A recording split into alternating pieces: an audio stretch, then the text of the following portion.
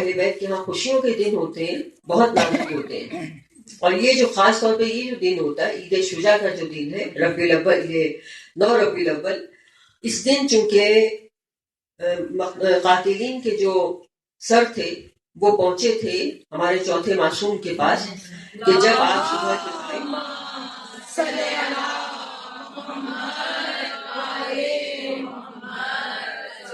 جب آپ دسترخوان پر بیٹھے ہوئے تھے ناشتہ کر رہے تھے، چوتھے معصوم کا جو دسترخوان تھا مدینے میں وہ بہت مشہور تھا. تو آپ نے جب آپ ابن زیاد کے دربار میں پہنچے تھے اس وقت وہ ناشتے پر تھا، اور آپ نے اس وقت وہاں دعا کی تھی کہ جب اس کا سر میرے پاس آئے تو میں بھی اس وقت اسی طرح دسترخوان پر.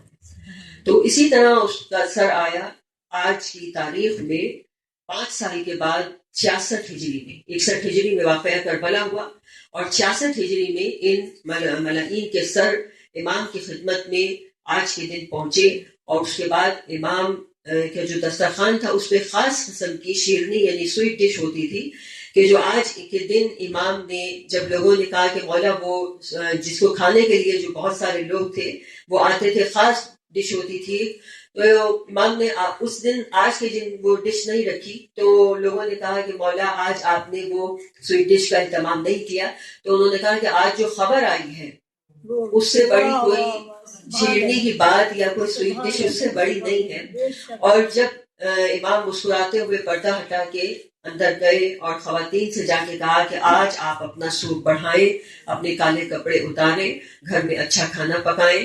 اور لیکن یہ اور بات ہے کہ آپ دیکھیے ان کا تو دکھ اتنا زیادہ تھا کہ ان کا تو غم اگلے دن سے دوبارہ شروع ہو گیا. اور ظاہر ہے کہ جو حالات تھے حکومت کی طرف سے اور جتنے بھی وہاں پہ لوگ، جس طرح سے آپ کو معلوم ہے کہ جو بعد کربلا جو خواتین جتنی بھی بچی تھی 5 اماریاں تو واپس آئی تھی. دیکھیں جب گئے تھے 64 اماریاں تھی، لیکن جب واپس آیا تھا یہ قافلہ اور سید سجاد نے پوچھا تھا اپنی پھوپھی سے کہ پھوپھی اماں کتنی اماریاں چاہیے اب ہمیں، تو کہا کہ بیٹا اب ہمیں صرف 5 اماریاں چاہیے. تو آپ اس میں جتنے آپ دیکھیں کتنے لوگ تھے، کتنے بچے خواتین، وہ سب جو کربلا سے شام تک کا سفر تھا اس میں سب ختم ہو گئے تھے. بہرحال آج آپ لوگوں کی آنکھوں میں آنسو نہیں آنے چاہیے، آج خوشی کا دن ہے کیونکہ اہل بیت کے ہاں خوشی کا دن ہے. اور میں نے اس حوالے سے یہ بات کہی کہ خوشی کا جو دن ہے وہ اہل بیت کے ہاں کیونکہ بہت نازک ہوتا ہے کہ ہم یہ اس بات کا خیال رکھیں کہ ان کی خوشی جو ہے وہ ہماری وجہ سے، ہمارے کسی عمل کی وجہ سے غم میں نہ بدل جائے، کیونکہ جب ہمارے اعمال جاتے تو وہ غم زدہ ہو جاتے. تو اس لیے ہماری کوشش یہ ہونی چاہیے آج کا جو دن ہے وہ اس طرح سے گزرے جیسے آپ کو پتا ہے کہ 5 وقت کی نماز ایک دن میں ہوتی ہے، تو نماز جو ہے وہ ٹائم کے اوپر ہو، اول وقت میں نماز ہو، کیونکہ یہی معصومین کو یہی چیزیں خوش کرتی ہیں اور یہی چیزیں ان کی خوشی کو خراب کر دیتی ہیں کہ جب ہم احکامات خدا پہ عمل نہیں کرتے تو وہاں ان کی خوشی جو ہے وہ غم میں تبدیل ہو جاتی ہے. تو بہرحال آج کا جو دن ہے وہ اس حوالے سے بھی خوشی کا دن. اور پھر دوسری خوشی ہماری کہ ہمارے پیارے رسول کی ولادت کا یہ زمانہ ہے، اور ولادت جو آپ کی ہوئی ظاہر ہے کہ اس سے پہلے ولادت سے قبل ہی معجزات ہونے شروع ہو گئے تھے. یعنی جب آپ دیکھیے اب جب زمانے کے امام آئیں گے انشاءاللہ اور ہم سب اس زمانے کو یہ دیکھیں، آپ یہ دعا کریں کہ ہم اس زمانے کو دیکھیں، تو اس وقت ان کے آنے سے پہلے ہی یہ کائنات آپ کو اشارے کرنے شروع کر دے گی کہ زمانے کے امام کا ظہور ہونے والا ہے. اسی طرح ولادت رسول سے پہلے اس کائنات میں تبدیلیاں آنی شروع ہو گئی، یہاں تک کہ جو درخت تھے مدینہ منورہ میں اور پہاڑ تھے اور زمین و آسمان، یہ تمام سب ایک دوسرے کو مبارکباد دیتے تھے. شجر و نجم ایک دوسرے کو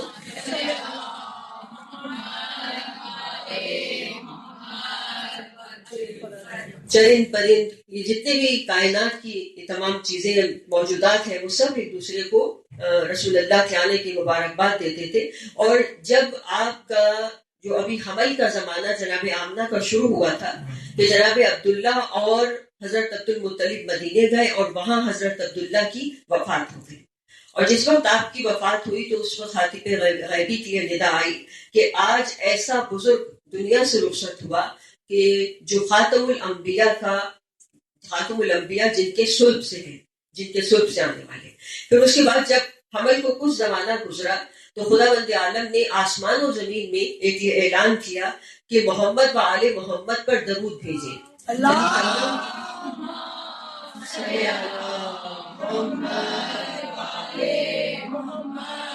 یعنی تمام موجودات کو یہ حکم ملا، جتنی بھی موجودات تھیں، آسمان، زمین، چرند پرند درخت، سب کو حکم ملا کہ سب درود بھیجے اور مغفرت کریں. اس کے لیے اس رسول کی امت کے لیے مغفرت کریں.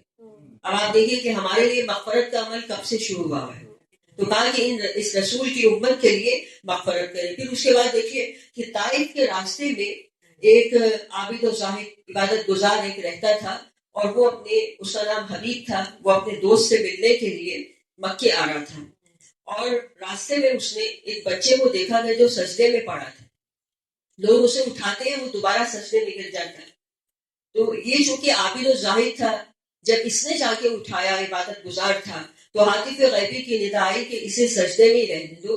کہا کہ اسے کیوں سجدے میں رہنے دیں؟ کہا کہ یہ شکر کر رہا ہے، نبی آخر کے آنے پر یہ شکر کر رہا ہے. یعنی ابھی دیکھیے ولادت نہیں ہوئی ہے، لیکن کی نشانیاں جو ہے وہ ظاہر ہو رہی ہیں. پھر اس کے بعد جب حمل کو 5 مہینے گزر گئے تو اس زمانے میں عبادت گاہیں بہت زیادہ تھی. آپ کو پتا ہے جتنے خدا ہوں گے اتنی عبادت گاہیں ہوں گی، کیونکہ خدا زیادہ تھے اس لیے عبادت گاہیں بھی زیادہ تھی. تو ایک عبادت گاہ میں اس طرح سے ہوا کہ اس کی جو دیواریں تھیں وہ لرزنے لگی ایک دن، اور اس کے میں جو بت رکھے تھے ان کے اندر بھی لرزہ پیدا ہوا. تو وہاں لوگ جو عبادت کر رہے تھے ان کی محرابوں پہ انہوں نے لکھا ہوا دیکھا کہ محرابوں پر لکھا ہوا ہے کہ اے عبادت خانوں میں عبادت کرنے والوں، اب اس کے ظہور کا زمانہ ہے کہ جو تمہارے بتوں کو آ کر توڑ دے گا، یہ بت پرستی کو ختم کر دے گا. اور وہ خوش نصیب ہوگا کہ جو اس رسول کا کلمہ پڑھے گا، اور وہ بد نصیب ہوگا کہ جو اس کا انکار کرے گا.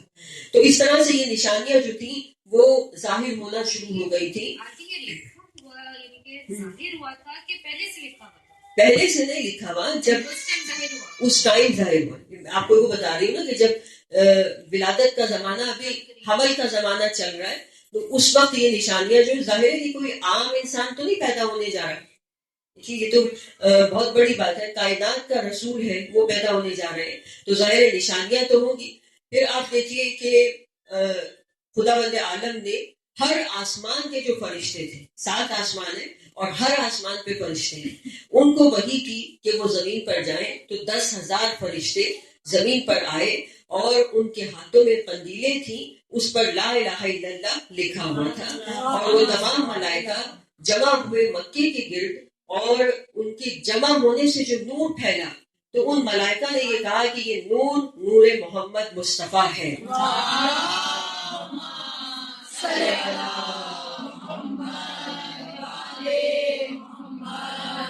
حضرت عبد المطلب کہ جو آپ کے دادا تھے وہ ان تمام حالات کو دیکھ رہے تھے. ظاہر ہے کہ وہ بھی ایک بڑی شخصیت ہے، وہ ان تمام حالات کو دیکھ رہے تھے. اب کچھ حالات کو دیکھ کے وہ پوشیدہ رکھتے، کسی کو کچھ نہ کہتے، لیکن جب بالکل زمانہ قریب آ گیا کہ وہ رات کی جس میں ولادت ہونا تھی، یعنی 17 ربیع الاول کہیے یا 12 ربیع الاول یا 9 ربیع الاول، یہ 3 تاریخوں میں کسی کی تاریخ میں ولادت ہے. تو جس رات میں ولادت تھی اس رات میں جو سب سے بڑی تبدیلی ہوئی وہ آسمان میں ہوئی، کہ آسمان میں دوڑے لگ گئی ستاروں کی. جو شہاب تھے وہ تیزی سے سفر کر رہے تھے. یعنی جس طرح آپ نے دیکھا کہ ہماری سڑکوں پہ ہمیں منظر یہ نظر آ جاتا ہے کہ کوئی بڑی شخصیت آنے والی ہو تو کس طرح سب کی دوڑیں لگ جاتی، بالکل اسی طرح آسمان کا حال تھا کہ ستارے جو تھے وہ بہت تیزی کے ساتھ ادھر سے ادھر آ رہے جا رہے، شہاب آپس میں ٹکرا رہے ہیں. اور اس رات میں جو حضرت آمنہ تھی آپ کی والدہ، وہ اپنی والدہ سے کہنے لگی کہ آج میرا دل بہت زیادہ غم زدہ ہے، کیونکہ ابھی ان کے ظاہر ہے کہ شوہر کا انتقال ہوا ہے.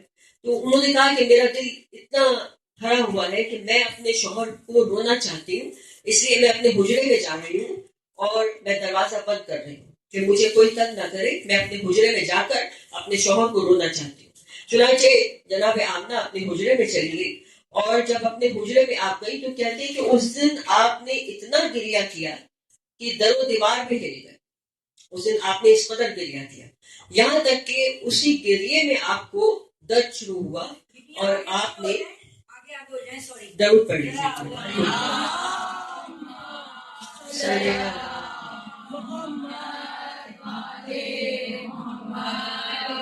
ایک مرتبہ سب مل کے بلند آواز سے درود پڑھیں.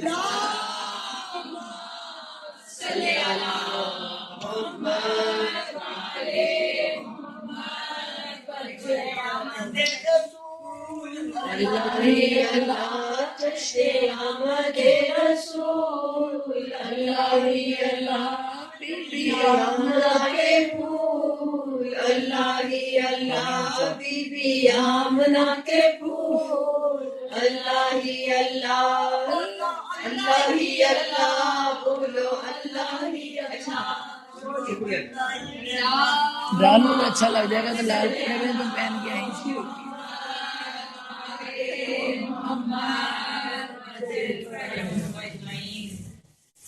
تو اب دیکھیے آپ کے ہوا کیا کہ جب حضرت آمنہ کی تکلیف شروع ہوئی، یعنی آپ نے اتنا گریہ کیا کہ آپ مشکل میں آ گئی کہ آپ کے درد شروع ہوا، اور ایسے میں آپ نے اٹھ کر حجرے کا دروازہ کھولنا چاہا، لیکن آپ حجرے کے دروازے تک نہ پہنچ سکی اور وہیں پر آپ گر گئی اپنی جگہ پر. یہاں تک کہ آپ نے دیکھا کہ کمرے کی چھت شگافتہ ہوئی اور کچھ حوران جنہ اس کمرے کی چھت سے برآمد ہوئی اور انہوں نے آ کر آپ سے یہ کہا کہ ہم اللہ کے حکم سے آپ کی مدد کے لیے آئے ہیں. یہاں تک کہ جناب آمنہ پر غشی تاری ہوئی، اور جب ان کو غش سے افاقہ ہوا تو انہوں نے دیکھا کہ ایک بچہ سجدے میں ہے اور انگشتِ شہادت اٹھائے ہوئے کلمہ طیبہ کا ورد کر رہا ہے اور اس کے چہرے سے نور ساتے ہیں. درود پڑھ لیجیے.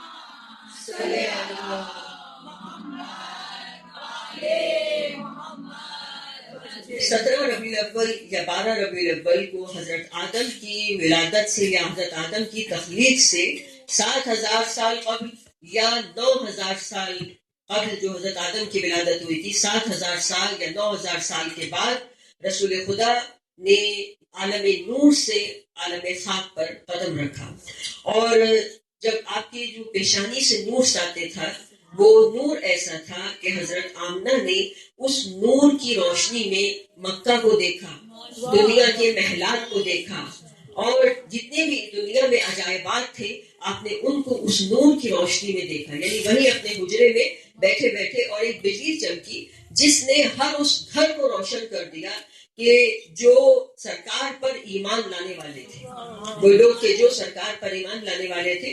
پھر اس کے بعد وہ حوران جنہ واپس چلی گئی اور پھر انہوں نے وہاں جا کر آسمان پر فرشتوں میں ظاہر کے مبارکباد آپس میں ہوئی، فرشتوں میں اور حوران جنہ میں، یہاں تک کہ جبرائیل امین اور میکائیل دونوں وہ ایک خوبصورت نوجوان کی شکل میں حجرے میں داخل ہوئے، اور جبرائیل امین کے ہاتھ میں ایک تشت تھا، سنہرے رنگ کا طلائی تشت تھا، اور میکائیل کے ہاتھ میں ایک عقیق کی سراہی تھی، اور جبرائیل نے آپ کو ہاتھوں پہ لیا اور میکائیل نے سراہی سے پانی ڈالا. تو انہوں نے جناب آمنہ سے کہا کہ ہم ان کو پاک کرنے نہیں آئے ہیں، کہا کہ ان کو کوئی پاک نہیں کر سکتا، یہ پاک ہے، یہ دنیا کو پاک کرنے کے لیے آئے ہیں. محمد علیہ محمد صلوات.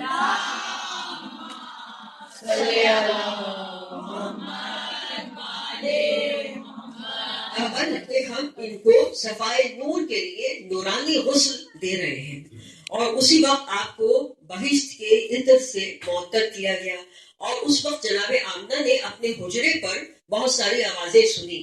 تو انہوں نے جبرائیل سے پوچھا کہ یہ آوازیں میرے حجرے پر کیسی ہیں؟ تو انہوں نے کہا کہ آسمان کے تمام ملائکہ آپ کو مبارکباد دینے کے لیے اور حضور اکرم کو سلام کرنے کے لیے اور ان کی زیارت کے لیے حاضر ہو رہے ہیں. تو اس وقت جناب آمنہ نے کہا کہ میرا حجرہ تو بہت چھوٹا ہے، اس میں وہ تمام ملائکہ کیسے آئیں گے؟ آپ کا یہ کہنا تھا کہ وہ حجرہ اتنا وسیع ہو گیا کہ ملائکہ کے گروہ آپ کے حجرے میں آتے رہے اور حضور اکرم پر سلام بھیجتے رہے، ان پر درود و سلام بھیجتے رہے.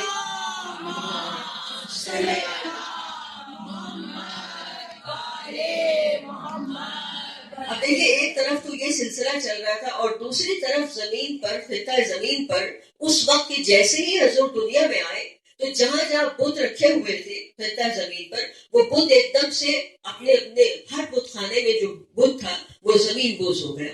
اور ادھر جو شیطان تھا اس نے بھی جگہ عجیب و غریب معاملات دیکھے، کیونکہ جیسے جیسے پہلے شیطان کی رسائی جو تھی وہ 7 آسمانوں تک تھی، لیکن جیسے جیسے ولادت رسول کا زمانہ قریب آیا تو شیطان کی رسائی کم کر دی گئی تھی. پھر وہ 4 آسمان تک رسائی ہوئی، پھر 7 آسمان تک رسائی ہوئی، لیکن جس رات ولادت ہوئی تو اس کی رسائی بالکل ختم ہو گئی. یہ پھر آسمان سے کوئی خبر نہیں لا سکتا تھا. تو اس نے جب یہ حالت دیکھی، آسمان پہ نگاہ کی، اپنے بچوں کو جمع کیا، جتنے بھی اس کے بچے تھے شیطان کے، ان سب کو کہا کہ آج رات میں جو عجیب واقعہ ہوا، ان سب نے جو اس کی اولاد تھی، چیلے تھے شیطان کے، انہوں نے آگے شیطان سے پوچھا کہ یہ آج عجیب سی حالت کیوں ہو رہی ہے کائنات میں؟ تو اس وقت شیطان نے ان کو بتایا کہ آج محمد ابن عبداللہ پیدا ہوئے ہیں، اور آج کی رات وہ ہے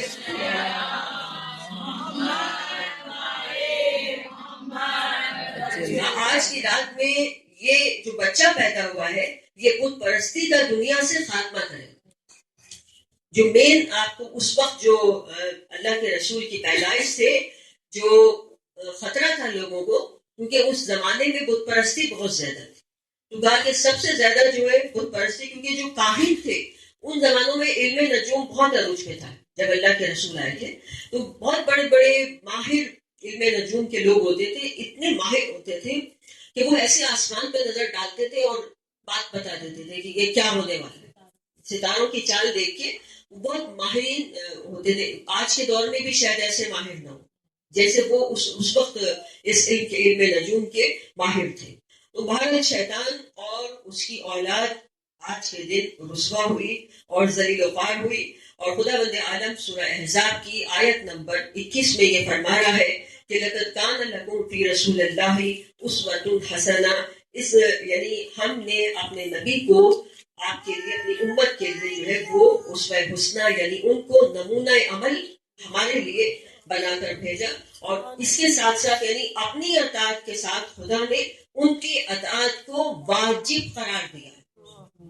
واجبات میں سے اطاعت رسول، جیسے خدا کی اطاعت واجب ہے ویسے ہی رسول اللہ کی اطاعت واجب ہے. اسی لیے کہا اطیعوا اللہ و اطیعوا الرسول، اللہ اور اس کے رسول کی اطاعت کرو.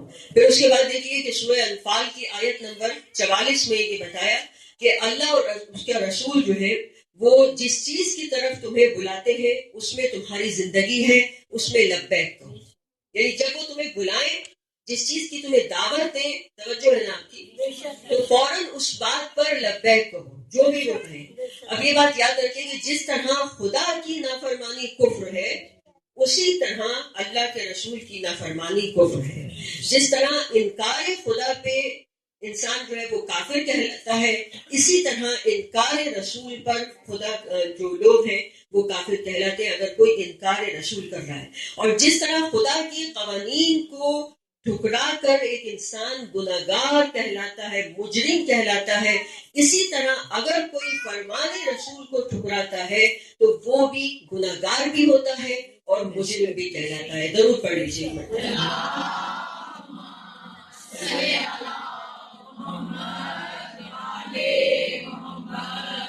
خداوند عالم نے ہمارے نبی کو، اس آخری نبی کو آخری منشور دیا اور کامل ترین دین دے کر بھیجا، اور وہ منصب دیا کہ جو کسی نبی کو نہیں ملا.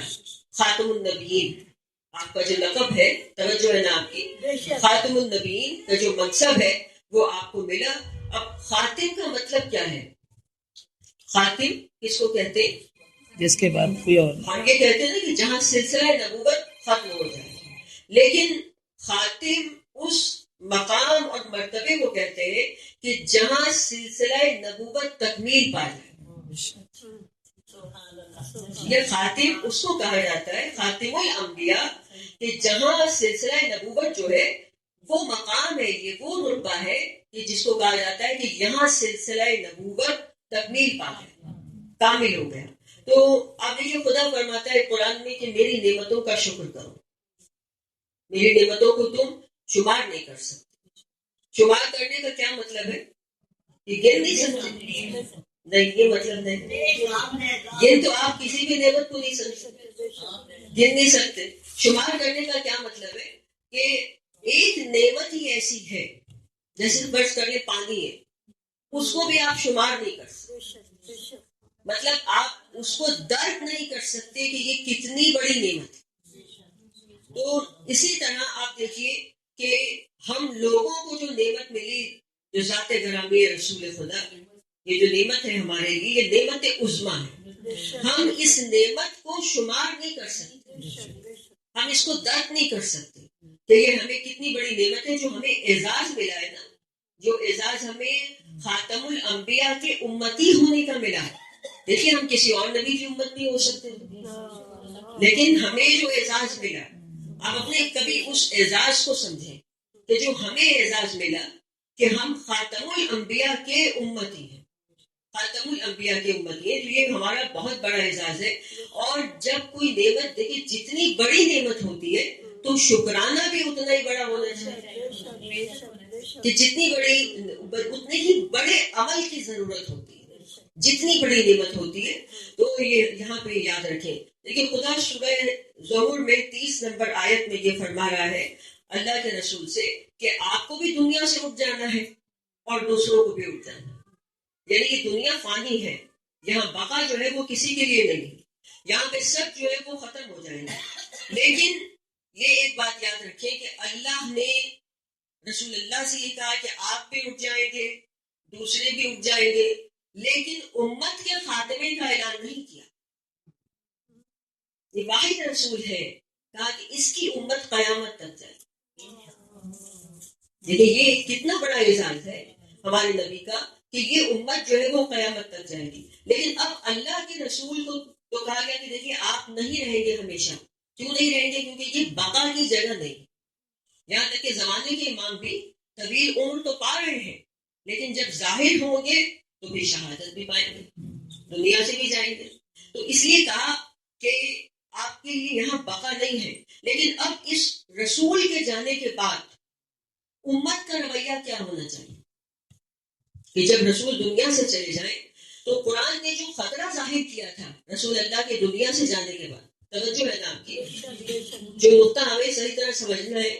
اب ہم اس پہ بات کریں گے کہ جو خطرہ قرآن کو تھا اور اس نے وہ ظاہر بھی کر دیا تھا رسول اللہ کی زندگی میں کہ یہ جو امت ہے یہ واپس نہ پلٹ جائے. جہاں سے آپ اس کو لے کے آئے ہیں، جس نقطے پہ آپ نے اس کو پہنچا دیا ہے، یہ واپس نہ پلٹ جائے. یہ قرآن نے کہا کہ یہ خطرہ اس امت کی کمین گاہ میں بیٹھا ہوا ہے، کہ یہ خطرہ موجود ہے کہ یہ امت واپس اپنی اسی حالت کی طرف پلٹ جائے کہ جہاں سے یہ آئی ہے. رسول اللہ نے اس کو جس نقطے تک پہنچایا ہے، اب اس سے آگے کا سفر اس امت کو خود طے کرنا. یعنی جس دن اللہ کے رسول دنیا سے گئے، اب آگے سے سفر امت نے خود طے کرنا تھا. اب یہ سفر کیسے جاری ہو؟ کیا اللہ کے رسول کو انتظام کر گئے کہ ہم وہ آگے کا جو سفر ہے وہ ہم کیسے طے کریں گے؟ تو یہاں پر جتنے فرقے ہیں اتنی توجیحات ہیں. اور جو ہمارا فرقہ ہے شیعہ امامیہ، اس کے مطابق اللہ کے رسول نے یہ فرمایا کہ میری بات کہ آئمہ ہے کہ جو تمہارے اس سفر کو آسان بنائے اور تمہیں اس سفر پہ جاری رکھیں گے، تمہیں واپس پیچھے پلٹنے نہیں دیں گے کہ جہاں سے میں تمہیں نکال کے لایا تھا یہ تمہیں واپس اس طرف نہیں جانے دیں گے. تو ہمارے نزدیک جو ہے وہ آئمہ ہے. لیکن آپ دیکھیے کہ قرآن نے یہ کہا کہ یہ تمہیں خطرہ یہ بتایا کہ تم لوگ واپس پیچھے پلٹ سکتے ہو. لیکن آج ہم یہ دیکھ رہے ہیں کہ نبی کے جانے ساتھ، اب آپ دیکھ لیجیے ماہ ربیع الاول شروع ہوا اور خاص طور پہ ماہ رمضان میں بھی کس قدر اللہ کے رسول کا ذکر کیا جاتا ہے. اس مہینے میں بھی ذکر کیا جاتا ہے. لوگ کتنے عقیدت کا اظہار کرتے ہیں، ہر چیز نثار کرنے کے لیے تیار لوگ نام رسول پر. لیکن ہمیں دیکھنا یہ ہے کہ جس حالت سے رسول اللہ نے نکالا تھا کہیں ہم اس حالت کی طرف واپس تو نہیں جا رہے. اور وہ کیا چیز تھی مجھے آپ بتائیں، جس چیز سے ہمیں اللہ کے رسول نے نکالا تھا؟ جی ہاں، جاہلیت، اس سے نکالا تھا. تمہیں جاہلیت سے نکالا تھا تو واپس اس کی طرف نہیں جانا. اب دیکھیے قرآن میں بھی جاہلیت کا ذکر ہے, لیکن جاہل کس کو کہتے ہیں؟ جاہل ہماری زبان میں جاہل کسے کہتے ہیں؟ نہیں, جاہل جو ہے وہ ہماری جو ہے وہ قریب تر ہے. جاہل ہمارے یہاں عام طور پر کہا جاتا ہے ان پڑھ, لیکن قرآن کی زبان میں جاہل جو ہے وہ ہے جس کے پاس عقل نہ ہو. ورنہ آپ دیکھیے کتنے ان پڑھ ایسے ہوتے جن کے پاس جو کامیاب جیسے ہوتے ہیں. درزی ہے, درزی کے پاس درزی کا علم ہے, ایسے ہی ہر ایک کے پاس علم تو کوئی نہ کوئی ہے. کتنے ایسے آپ کو اس وقت لوگ نظر آئیں گے جو بڑے بڑے عہدوں پہ ہوتے ہیں, بڑی بڑی ڈگریاں ہوتی ہیں, مگر جب آپ ان کی ماں کو اگر دیکھ لیں کبھی, وہ مائیں ان کی اس لیول پہ نہیں ہوتی, مطلب اتنی تعلیم ان کی نہیں ہوتی, لیکن ان کے پاس اتنی عقل تھی, ان کے پاس اتنی سمجھداری تھی کہ انہوں نے اپنے بچوں کو اس مقام پہ پہنچا دیا ہوتا ہے. کتنی ایسی مائیں ہیں جن کے پاس کوئی ڈگری نہیں ہے, لیکن بچے اعلیٰ کامیاب کیسے ہو گئے؟ ماں کا کوئی تو رول ہوتا ہے نا. پہلا جو گہوارہ ہے, پہلی جو دانشگاہ ہے, وہ تو ماں کی گودی ہے. تو یہاں پہ جاہل کا جو مطلب ہے وہ ان پڑھ نہیں ہے. قرآن یہ کہتا ہے کہ جاہل وہ ہے کہ جس کے پاس عقل نہ ہو, ورنہ جو ان پڑھ ہوتا ہے تو کوئی کچھ ایسے ایسا نہیں ہو سکتا اس کے پاس عقل نہ ہو, عقل کو استعمال نہ کرے. استعمال تو ہاں جی بہت سارے لوگ نہ جاننے والے کے بارے میں پرسکرائب جو کیا جاتا ہے وہ نہ جاننے والا, دیکھیں ہم لوگ اس چیز کو نہیں جانتا, اس چیز کے بارے میں جاہل ہے. ہاں جی, ہم لوگ تصور نہیں کر سکتے کہ جیسا معاشرہ اللہ کے رسول کو ملا تھا, ہم اس معاشرے کو تصور نہیں کر سکتے. ٹائم ختم ہو گیا, دیکھیں تو آج میرے پاس گھڑی میں دیکھنے تمہارے کو نہیں, آج میرے پاس گھڑی نہیں ہے اور یہاں سامنے کہیں لگی نہیں, تو اس لیے میں نے پوچھوں کبھی نہیں. آپ لوگوں نے ابھی آخری سلام بھی تو پڑھنا ہوگا, میں بس اپنی گفتگو جو سمیٹ دوں, لیکن صرف یہ ایک بات یاد رکھیں کہ جو زمانہ اللہ کے رسول کو ملا تھا, ہم اس کی ذرا سی بھی سوچ ہم اپنے ذہن میں نہیں لا سکتے. جس جاہلیت سے اللہ کے رسول کو پالا پڑا تھا, ہم اس کو سوچ بھی نہیں سکتے. کہ جس زمانے میں آپ دیکھیں کہ انسان کی جاہلیت کا عالم یہ ہو کہ بیٹیاں زندہ درگور کی جا رہی ہوں, زندہ بچیوں کو اور قبر میں رکھ کے ان کی قبریں بنائی جا رہی ہوں, تو اس سے بڑا آپ دیکھیں کہ ایسے زمانے میں آج بھی آپ دیکھیں وہاں جو اب تو سعودی حکومت نشانیاں ختم کر رہی ہے وہاں سے, لیکن جو پہلے کبھی قبرستان ہوتا تھا جسے شبدہ کا پتہ نہیں شاید اس طرح ہی کچھ نام تھا اس کا, قبرستان اس کو کہتے تھے, وہاں پہ وہ قبریں آج بھی موجود تھی کہ جو زندہ بچیوں کو دفنایا گیا تھا. ممی اب بھی یہ ہو رہا ہے, انڈیا میں یہ ایڈی صاحب نے دکھایا تھا نا, 2 ماہ کی بچی کہتے ہیں, ہم نے سمجھا پتہ نہیں کیا کچھ وینٹ کر, ہم نے مٹی ہٹائی تو وہ 2 ماہ کی بچی تھی جس کو ہم بچانے کی کوشش کر رہے ہیں. ہاں جی, ابھی میں نے ایک ویڈیو دیکھی تھی, اس میں ایک بچی کھیتوں میں پڑی ملی ہے اور ایک بچہ جو ہے اس کو کتا لے کے بھاگ رہا تھا. کتے نے اپنے منہ میں چھوٹا سا بچہ پیدا ہوا وہ دبایا ہوا تھا, لوگوں نے پھر جا کے اسی طرح کسی طرح اس کو آگے آگے بھاگ رہا تھا. پڑھے لکھے جانا دیکھیں بس یہ وہی بات ہے کہ انسان جب دیکھیں مذہب سے اپنے دور ہوتا ہے, کوئی بات آپ کے کان میں نہیں پڑتی, اچھی بری کوئی بات, یہ ماؤں کا اصل میں کام ہوتا ہے کہ مائیں جو ہے وہ بچوں کو شروع سے جو تربیت ہوتی ہے, اچھی بری بات جو ہے وہ بچوں کے کان میں ڈالتے رہنا. کیونکہ دیکھیے بچیاں اور بچے تو ہمارے ایسے اجتماعات میں کم ہوتے ہیں, یہ باقی سارے رول ماں کا ہوتا ہے. کیونکہ بچوں کے پاس آج کل تو بالکل بھی ٹائم نہیں ہے, اگر آپ دیکھیں تو آج کل تو سب بچے جو ہے وہ مصروف ہیں, لیکن یہ جو رول ہے وہ سارا مائیں پلے کرتی ہیں کہ وہ اپنے اٹھتے بیٹھتے بچوں کے, مولانا عقیل غربی کا ہی بلکہ جملہ ہے کہ انہوں نے کہا کہ جب آپ بچوں کے منہ میں نوالے رکھتے ہیں تو اسی وقت ان کے جملے بھی ان کی زبان پہ رکھے جاتے ہیں. تو یہ ماؤں کا کام ہوتا ہے. جب آپ جو خود جب مائیں انٹرینڈ ہوں اور خود ماؤں کو کچھ پتا نہ ہو, وہ کوئی بات نہ بچوں کو بتا سکتی ہوں, تو پھر آگے ظاہر ہے کہ بچوں کو بھی کچھ اچھائی یا برائی کا پتہ نہیں چلتا. اور یہ وہ چیز ہوتی ہے جو بچپن سے ڈالنی پڑتی ہے بچے کے کان میں. آپ دیکھیں کہ جو چیز ہماری ماؤں نے ہمارے کان میں ڈال دی تھی، آج آپ نے دیکھا ہوگا کہ دنیا ادھر سے ادھر ہو جائے، ہم اسی پہ چلتے ہیں، اسی پٹری پہ چلتے ہیں. ہاں جی، بالکل یہ بھی ماؤں کا احسان ہے کہ ہم لوگ جو آج محبت اہل بیت رکھتے ہیں اور جو غم حسین کی دولت ہے، یہ سب چیزیں ماؤں سے ملتی ہیں. اور ابھی اگر ہمیں جیسے نظر آ رہا ہوتا ہے کہ بچے ابھی ہمارا کہنا نہیں مان رہے، کیونکہ اکثر والدین یہی کہتے ہیں مگر کیا ہم ان کو کیا کہیں، ہم تو تھک گئے ان کو کہہ کے. لیکن یہ آپ سوچ رہے ہیں کہ یہ ایک دن جب یہ اپنی پریکٹیکل لائف میں آئیں گے تو یہ اسی چیز کو فالو کریں گے. باتیں میں آپ کو کر رہی ہوں تو دیکھیں گھبرانے کی ضرورت نہیں ہے کہ ہم جو کچھ کہہ رہے ہیں وہ ضائع نہیں جا رہا، وہ بالکل بھی ضائع نہیں جا رہا. بچہ کھیل بھی رہا ہوتا ہے نا تو وہ بات ضرور فالو کر رہا تھا اگر کوئی ٹیپ بھی ایسی لگی ہے. ماں کا رشتہ ایک ایسا رشتہ ہوتا ہے کہ خدا بند عالم نے اس میں طاقت ہی اتنی رکھتی ہے.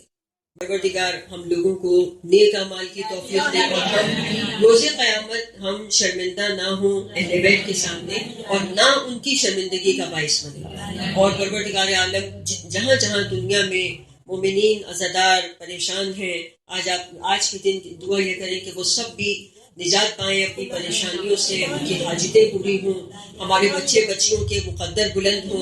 خاص طور پہ جو لوگ اولاد کے لیے پریشان ہیں، پروردگار ان کو بہترین اولاد عطا فرمائے، اور جن کے پاس اولاد ہے ان کو نیک و صالح بنائے. ہمارے بچوں کو پروردگار محبت اہل بیت اور غم حسین کی دولت عطا فرمائے. اور پروردگار عالم سے آج یہ دعا کریں کہ آج کا جو دن ہے عید زہرا، یہ جو دن ہے وہ حضرت فاطمہ زہرا کے لیے بہت خوشی کا دن ہے. اس کو عید زہرا اسی لیے کہا جاتا ہے.